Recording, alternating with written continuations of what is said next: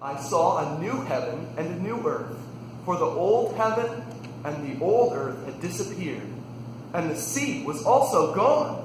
I saw the holy city, the new Jerusalem, coming down from God out of heaven, like a bride, beautifully dressed for her husband.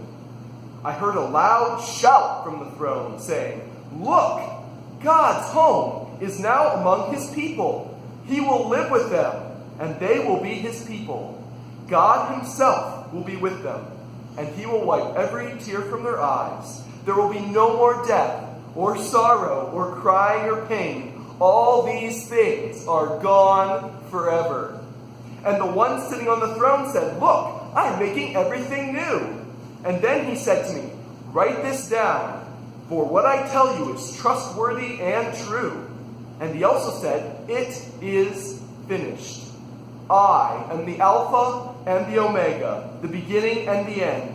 To all who are thirsty, I will give freely from the springs of the water of life. All who are victorious will inherit all these blessings, and I will be their God, and they will be my children. But cowards, unbelievers, the corrupt, murderers, the immoral, those who practice witchcraft, idol worshippers, and all liars, their fate is in the fiery lake of burning sulfur. This is the second death."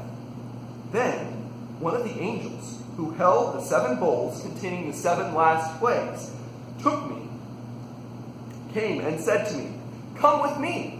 I will show you the bride, the wife of the Lamb."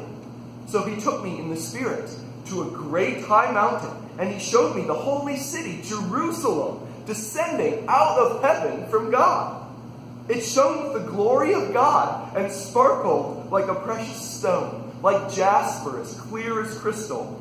The city wall was broad and high, with 12 gates guarded by 12 angels. And the names of the 12 tribes of Israel were written on the gates. There were 3 gates on each side, east, north, south, and west. The wall of the city had 12 foundation stones, and on them were written the names of the 12 apostles of the Lamb. The angel who talked to me held in his hand a gold measuring stick to measure the city, its gates, and its wall. When he measured it, he found it was square, as wide as it is long. In fact, its length and its width and its height were each 1,400 miles. Then he measured the walls and found them to be 216 feet thick, according to the human standard used by the angel, of course. The wall was made of jasper, and the city was pure gold, as clear as glass.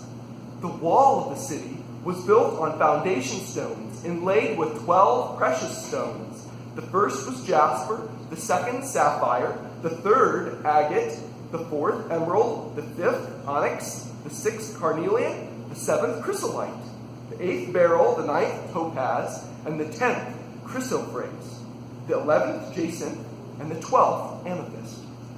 The 12 gates were made of pearls, each gate from a single pearl. And the main street was pure gold, as clear as glass.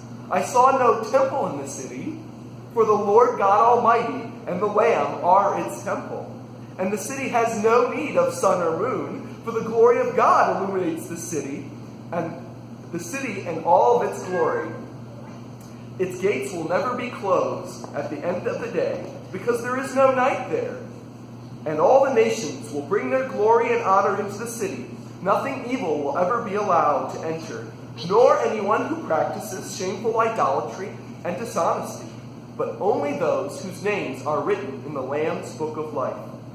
Then the angel showed me a river with the water of life, clear as crystal, flowing from the throne of God and of the Lamb.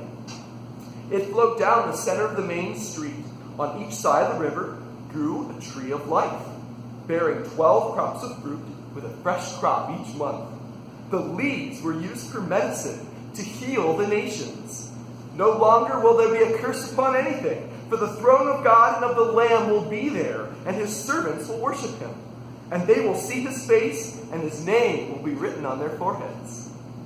There will be no night there, no need for lamps or sun, for the Lord God will shine on them, and they will reign forever and ever.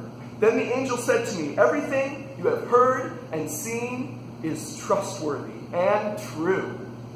The Lord God who inspires his prophets has sent his angel to tell his servants what will happen soon.